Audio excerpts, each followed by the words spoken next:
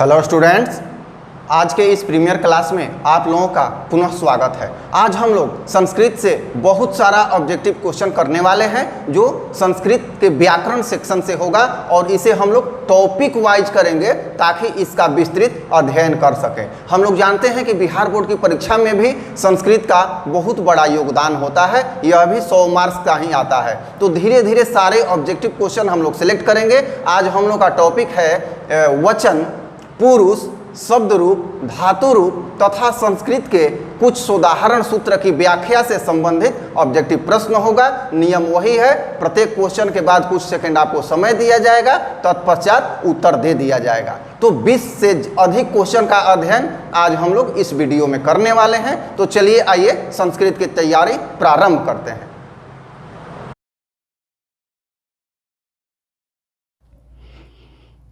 पहला प्रश्न है, रामस्य में कौन सी विभक्ति है? तो 3 ऑप्शन आप लोगों के सामने आ रहा है। पंचमी विभक्ति, षष्ठी विभक्ति तथा सप्तमी विभक्ति। आप लोग तीनों में से कोई सिलेक्ट करें जो सही हो, और इसका सही आंसर है षष्ठी विभक्ति, उत्तर नंबर 2। अगला प्रश्न, पिता किस मूल शब्द का रूप है? अर्थात पिता में कौन सा मूल शब्द है? पहला विकल्प है पितृ, दूसरा विकल्प है पिता, तीसरा विकल्प आपके सामने है पितर। तो कॉपी पे आप नोट करें तीनों में से कौन सा होगा, क्योंकि जब भी प्रीमियर क्लास देखें पेन और कॉपी साथ में हो। उत्तर होगा पितृ, पहला विकल्प। अगला क्वेश्चन, गच्छति में कौन सा मूल धातु है? बहुत इंपॉर्टेंट क्वेश्चन है, इसमें प्रायः गलती होती है। तो पहला ऑप्शन है गच्छ, दूसरा है गच्छ, हलंत नहीं है, और तीसरा है गम। ध्यान दीजिएगा, 2 गच्छ है, एक में हलंत है, एक में हलंत नहीं है, और तीसरा है गम।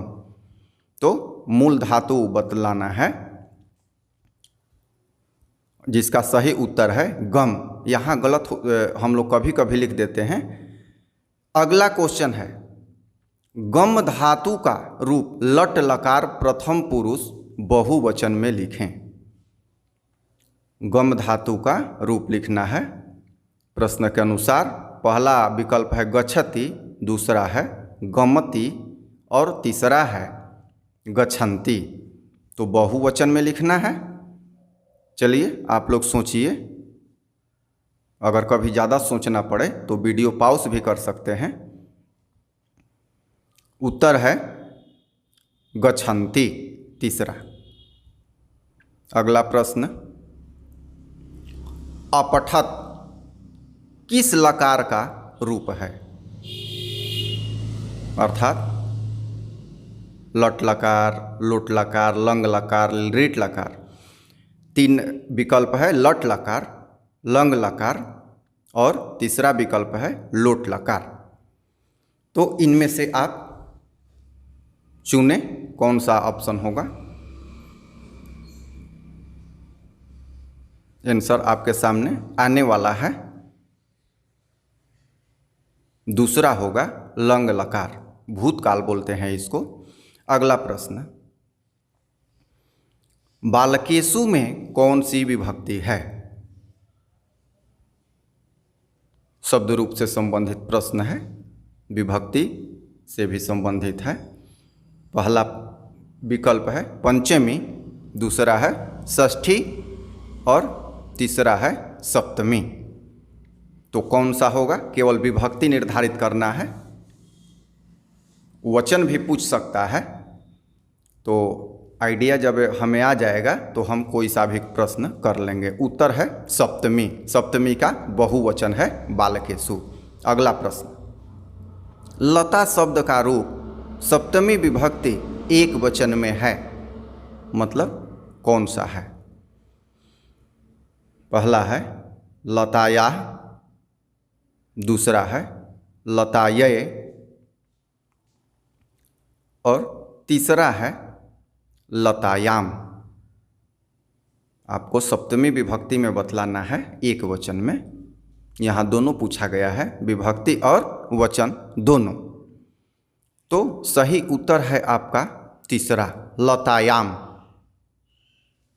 अगला प्रश्न, अस्मि किस मूल धातु का रूप है? पहला विकल्प है अस, दूसरा विकल्प है तद और तीसरा विकल्प है अस्ति। आपको इन तीनों में से सही उत्तर निर्धारित करना है। यही सब क्वेश्चन आने वाले हैं आपको। उत्तर है इसका पहला अस, अस मूल धातु है। अगला प्रश्न, पठिस्यामी में कौन सा पुरुष है? पुरुष बतलाना है इस बार। तो यही सब प्रश्न मैट्रिक की परीक्षा में ये सभी प्रश्न आए हुए हैं और इसी के आधार पे आएगा। पहला विकल्प है प्रथम पुरुष, दूसरा विकल्प है मध्यम पुरुष और तीसरा विकल्प है उत्तम पुरुष। पठिस्यामी को बतलाना है। आमी, आवह, आमह ये सूत्र होता है, तो आप समझें। इशारा कर दिया मैंने। उत्तर है 3, उत्तम पुरुष। अगला प्रश्न सुधारण सूत्र से है। दान के अर्थ में कौन सी विभक्ति होती है?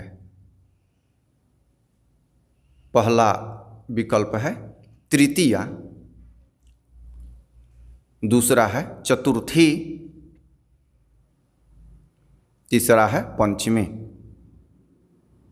तो सही विकल्प का आप चुनाव करें, कॉपी पे अपना लिखें, फिर आंसर जो आएगा उससे मिलान करेंगे। नहीं लिख पा रहे हैं तो देखिए होगा चतुर्थी, दानार्थे चतुर्थी सूत्र होता है। क्वेश्चन, मम में कौन सी विभक्ति है? विभक्ति बतलाना है। आ रहा है विकल्प आपके सामने, पंचमी, दूसरा विकल्प षष्ठी, तीसरा विकल्प सप्तमी।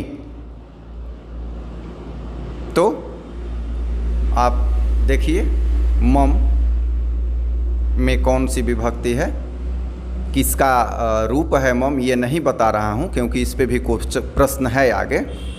ये है षष्ठी का एक वचन होता है मम। अब है प्रश्न, मया किस मूल शब्द, ये जो सर्वनाम होता है, किस मूल शब्द का रूप है? तो पहला है अस्मद, दूसरा है युष्मद और तीसरा है तद। आप देखें, समझें। नहीं भी आ रहा है तो इंतज़ार करें, आंसर आपके सामने आएगा। इसे कॉपी पे पेन से लिख डालें। उत्तर है अस्मद। अगला प्रश्न, अंग के विकार में कौन सी विभक्ति होती है? ये सब जो सुधारण सूत्र हैं बहुत ही महत्वपूर्ण होते हैं आपको अनुवाद बनाने के लिए, और ये भी जो है शब्द रूप धातु रूप, बिना इसके अनुवाद नहीं बनेगा। तो आइए, पहला विकल्प है पंचमी, दूसरा विकल्प है चतुर्थी, तीसरा विकल्प है तृतीया। तो आपके सामने तुरंत आंसर आएगा। अगर आप नहीं कर लेते हैं तो यहाँ से आप कर लें। उत्तर है तीसरा, तृतीया। यनांग विकारे तृतीया सूत्र होता है। अगला प्रश्न, डर के युग में कौन सी विभक्ति होती है? पहला विकल्प है तृतीया, दूसरा विकल्प है चतुर्थी और तीसरा है पंचमी, डर के योग में। तो प्रायः ये आता है कि वह बाघ से डरता है, अर्थात से होती है। तो मूल रूप से तृतीया अथवा पंचमी में से चुनाव हमें करना होता है। और सूत्र होता है भित्रार्था नाम भय हेतु, तो इसमें पंचमी विभक्ति होती है। अगला प्रश्न, अधिकरण कारक में कौन सी विभक्ति होती है?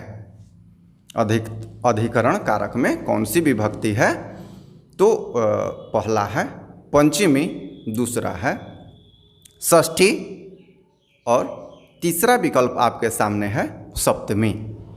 आसान क्वेश्चन है किंतु कई बार आ चुका है, इसलिए जानना जरूरी है। चलिए लिखा जाए कॉपी पे और मिलान किया जाए। आंसर है इसका सप्तमी, अधिकरण को सप्तमी भी बोलते हैं।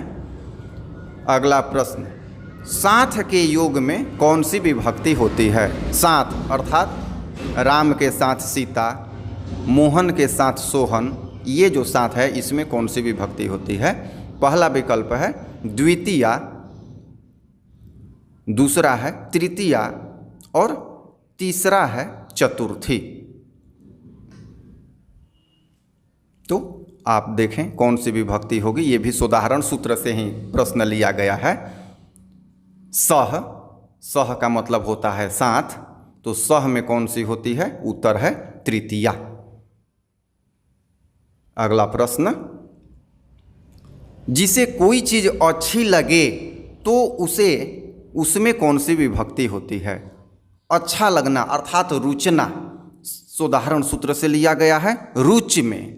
ऐसा भी प्रश्न आ सकता है रुच के साथ कौन सी विभक्ति होती है? पहला है पंचमी, दूसरा है चतुर्थी, तीसरा ऑप्शन है आपका सप्तमी। आप देखें कौन सा होता है। अगर समय ज़्यादा चाहिए तो वीडियो रोक लें, फिर आगे बढ़ाएंगे और उत्तर का मिलान करें। उत्तर आपका होगा चतुर्थी। अगला प्रश्न, लता शब्द का रूप तृतीया विभक्ति एक वचन में होता है। लता शब्द का रूप तृतीया विभक्ति एक वचन में लिखना है। आपका विकल्प आ रहा है लतायाह, दूसरा लतायाह, तीसरा लतायाम। तो देखिएगा लतायाह विसर्ग है और लताया में विसर्ग नहीं है। आप चुनाव करें, ऑप्शन का सही विकल्प सेलेक्ट करें और मिलान करें। उत्तर होगा लतया, दूसरा। अगला प्रश्न, आसन में कौन सा पुरुष है? आसन में कौन सा पुरुष है? आसन लंग लकार में आता है, यहाँ पुरुष पूछा गया है। तो प्रथम पुरुष, दूसरा विकल्प मध्यम पुरुष, तीसरा विकल्प उत्तम पुरुष। तो यहाँ आपको केवल पुरुष बतलाना है, वचन भी नहीं बतलाना है। पुरुष केवल सेलेक्ट कीजिए। विकल्प में इसी तरह से आता है प्रश्न, तो उत्तर होगा प्रथम पुरुष, पहला। अगला प्रश्न, संति में कौन सा वचन है? अब देखिए इसमें वचन बतलाना है, पुरुष नहीं बतलाना है। हो सकता है प्रश्न में पुरुष भी पूछ दे, वचन भी पूछ दे, तो सब जानना है हमें। आपका विकल्प आ रहा है प्रश्न के अनुसार एक वचन, दूसरा द्विवचन, तीसरा बहुवचन। तो आप तीनों में से सिलेक्ट करें कि संति में कौन सा वचन है।